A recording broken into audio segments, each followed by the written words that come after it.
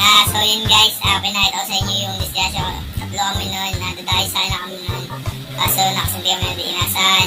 Nabali nga pala yung tatlong buto ko sa may bindi, yung tibula, saka yung tibia. Ito yun, ayun yung guys, pakita ko sa inyo.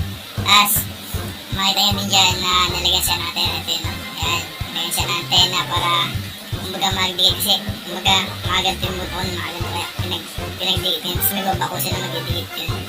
Napakaya dahil pero hindi ko alam paano makarecover, pero kailangan daw i-therapy to, chin muna, gawin na mapahinga ako. Sana makabalik ko sa laro, pero kung masyado siguro nakalaro, hindi ko na-persay na dahil hindi ko daw ako magbibigay. Kung sakaling hindi mo na mapaglaro, ako na rin ako dahil paano po kayo, mahirap, parang mahirap. Kala ko kasi yung buto ko lang kapag nabali, wala na pag-asa, pero hindi ko alam mas na nabali pala yun, parang nagdugong yung buto kong baga, tumutugugan, parang mangga, nariwayam sila unti, tapos magkakaroon ng panibagong ganun yung buto.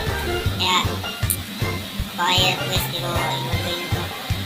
Ilang di ba yung sa TV mo, hindi na ako lagyan ng stages, kasi wala lang, kumbaga chill na lang muna. Thank you.